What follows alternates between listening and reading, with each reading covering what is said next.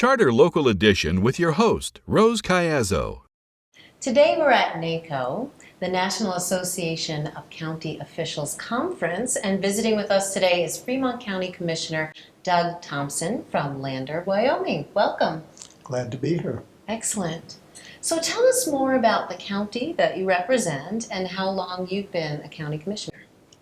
Our county, Fremont County, is just over the Continental Divide. We're abutted up against Teton County.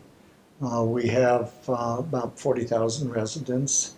It's 85% federally administered between the Bureau of Land Management, the Forest Service, and we do have a reservation in the center of our county. So we have considerable federal influence in our decision making. I've been a county commissioner for 16 years, and this will be my last year. I've served 20 years on a local school board, so I've been involved in public policy for a number of years. Okay, and so how did you first get involved in politics?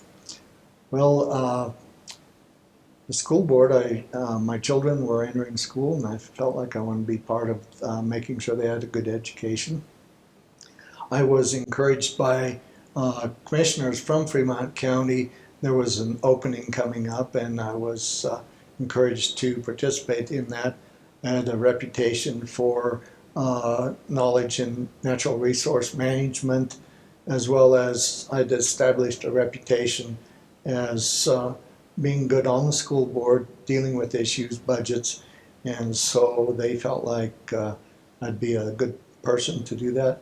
We have very hotly contested races over there. I think my first time was there were 15 people running for 3 seats. So we had a lot of forums and a lot of discussion, and voters chose me, and they've done that for 4 terms.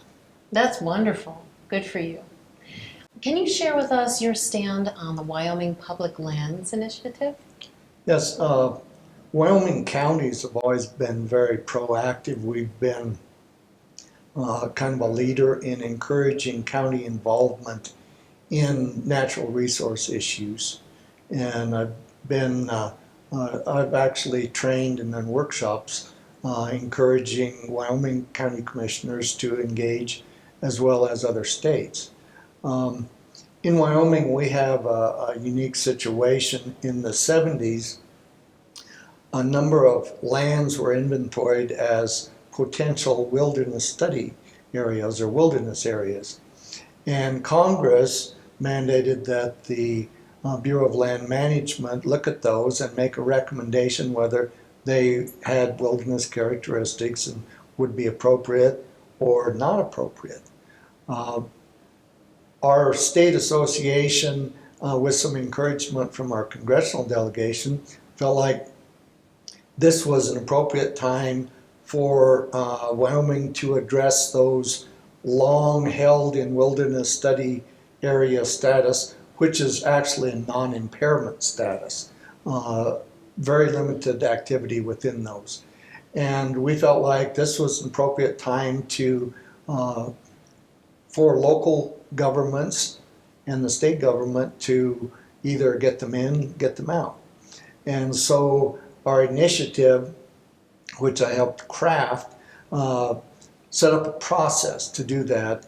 It's not a mandatory process. Counties may engage, and if they don't feel it's appropriate, they won't. Fremont County was the first to sign on.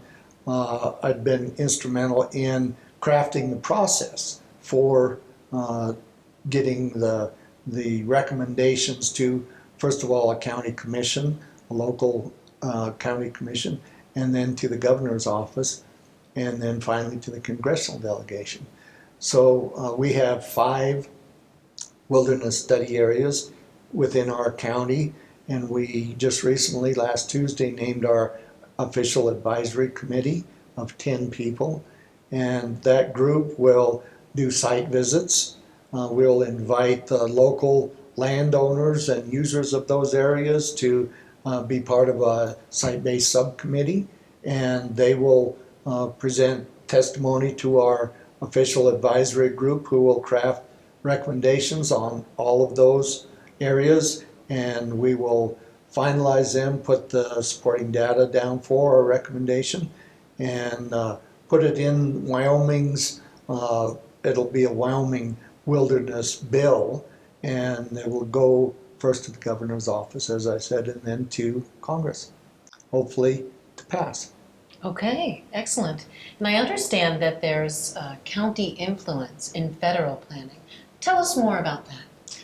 Well, when I became a commissioner, counties, local governments were treated as just one other interested public, and which put us out there with an individual from any state in the union.